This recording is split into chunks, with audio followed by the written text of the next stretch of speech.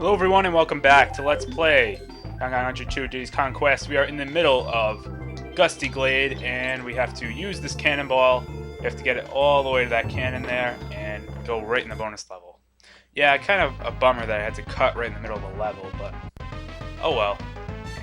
This collect the stars is pretty simple. Just don't miss the barrel because you do have to control yourself and you'll be fine. You have plenty of time to do it, so not really a big deal. Anyway, as you might have expected, this episode is when I'm going to talk about E3 stuff, since Nintendo's E3 press conference was yesterday. But first, before I talk about Nintendo's E3 conference, I want to talk about the other two, just to give them some mention, and just to die, just to die once. Microsoft, I thought, really dropped the ball. I didn't think they did much of anything besides show off Connect, which is their renamed Project Natal, their motion sensor thing, which actually looks really good. But the problem is, I think they're trying to jump into a market that's not really available anymore. I mean, and Sony's doing the same thing. I mean, Nintendo dominated they pretty much have a monopoly over the motion-controlled, casual gamer market. And, now Microsoft and Sony are trying to jump in, but I think it's a little too late. It's like if you tried to, right now, create a soda that would compete with Coke and Pepsi. You just can't do that at this point. That's a G. Whoa. Okay. I mean, so, I don't know. I mean, obviously, it's not my decision.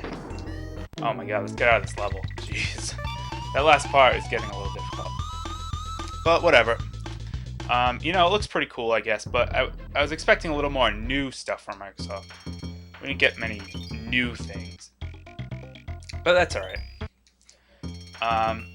Now, Sony's was a lot better than Microsoft, but still, they focused a lot on the motion controls, which look pretty cool. It's definitely a different approach to motion control than the others.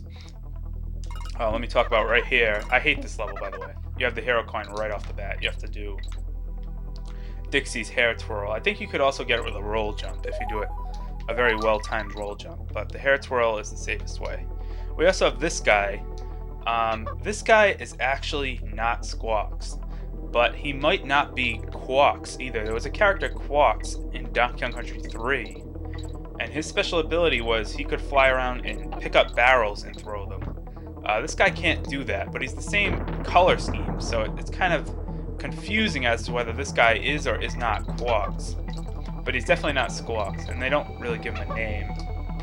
Anyway, in here we have the Rareware logo and bananas. Yes, I see what you did there, Rareware. And the cadence, all that stuff up here. Nice little secret.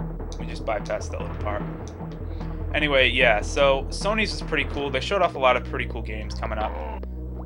Going for a lot of realistic type of games, taking full advantage of their technology, although I wasn't really impressed with their 3D approach. I think they're trying to integrate that into the market a little too soon, kind of like what they did with Blu-ray, which explains the, PS3's poor sales at launch, because they tried to sort of incorporate Blu-ray before it was ready to be incorporated into the market, because DVDs were still going strong. People weren't exactly ready to update just yet. Anyway, now we have Squawks.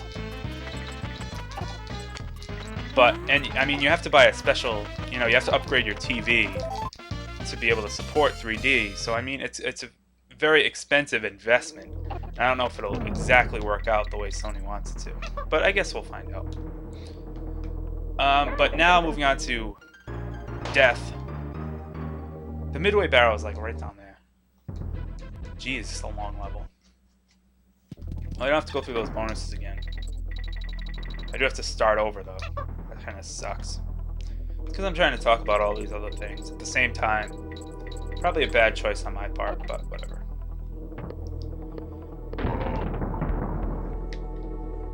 So yeah, Nintendo's E3 press conference, I thought, not just because I'm a Nintendo fan, but it blew away the competition this year.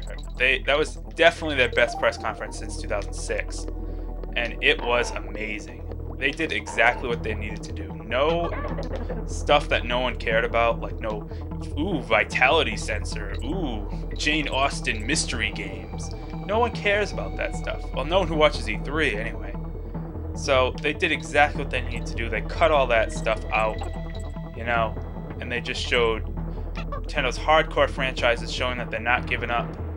And now they're moving into the hardcore stuff. Like now they're integrating, you know, their motion controls in the hardcore now that they've established a sort of a stranglehold over the casual gamer audience already. So, you know, it's really, they just really knocked it out of the park yesterday. And it was really awesome. Again, this was talking about, for future viewers, talking about E3 2010, Nintendo's press conference. And I guess I'll offer my quick opinion on each game that they showed off. Skyward Sword, which is the new Zelda title, unfortunately had some technical problems on stage when they were demoing it. But it actually looks really good.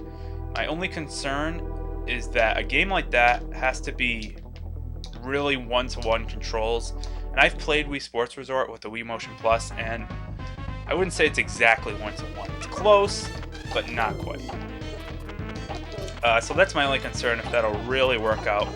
But, you know, in Miyamoto we trust. Actually, I really like this bonus level because at the end you get the TNT barrel to destroy the last guy. So I think that's a pretty cool bonus. But yeah, it looked really fun. I love the art style, the cel-shaded realism, I guess if you can call it that. It was awesome. All right, we gotta be very careful here. So yeah, I think it's really great.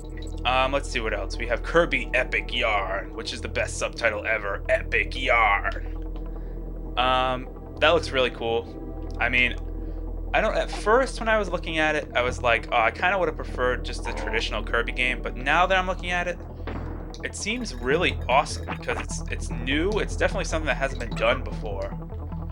And, you know, it just also looks like a lot of fun. So, you know, I'm pretty excited for Epic Yarn. Of course, Donkey Kong Country Returns, a remake, or not a remake, but another Donkey Kong Country game, you know, in the same old style that we all know and love. That's pretty awesome, especially, you know, for me, because I'm ironically doing a Let's Play of a Donkey Kong Country game right now, a game that I love so much. Whoa, whoa, let's not die, please. Forget that. Alright, let me focus on the game for a little bit, because I don't want to die. Okay, I think we're good. Yeah, we're good. Let's get the end of the level target there. Alright, so, yeah, Donkey Kong Country Returns, I'm really excited about that. We also had Kid Icarus Uprising for the 3DS, which is their new handheld, thing coming out. Oh, Webwoods. I hate Webwoods. Hate this level. So I think that the whole 3DS, you know, I'm a little skeptical, but from what I heard of interviews, you know, with people who actually got the chance to play it, it's, you know, it's legitimate. This is the real deal. So I hear this is, you know, real 3D. This isn't, you know, kind of 3D or, you know, cutting any corners. It looks really good. You know, Kid Icarus Uprising. I knew they were going to bring back Kid Icarus franchise after Super Smash Bros. Brawl, because that's what Smash Bros. Does to franchises like that. Case in point is, you know, oh wow, that was a high jump. Case in point is, oh, that just leads over there. Is Fire Emblem. Super Smash Bros. Melee really transitioned Fire Emblem from Japan to the US. Single-handedly did that. So, you know, I knew there was going to be another Kid Icarus game, and this one looks really good. I mean, it just looks really good. I'm really excited for it. And I mean, just all around, Nintendo's lineup coming up looks miles better than any other console. Of course, Metroid Other M looks phenomenal. It looks like a perfect cross between the Metroid Prime games and, you know, Super Metroid, with the more like 2D stuff, but also some first-person stuff in there. So I'm really excited about that. And, you know, it's just going to be, I think it's going to be a great year. I bet a lot of people who sold their Wii or gave up on it are kicking themselves now. Oh, Mario Sports Mix, I didn't talk about that either. Okay, I laughed hysterically. I was on a Skype call with some guys from Crystal Star Studio during that, and I laughed hysterically when the opening scene of that showed Mario serving a volleyball. We were like, Mario volleyball, and then it was like Mario Ice Hockey. And then we were like, is this just Mario Party 5 all over again? And then we were like, Mario Dodgeball. So it was kind of funny. But yeah, I'm kind of glad that they're making sort of a compilation of all those, because I don't think those would do very well as standalone games. But as long as they're all good games, I mean, we don't want 4 mediocre games, you know what I mean? So I guess that about concludes my E3 rant.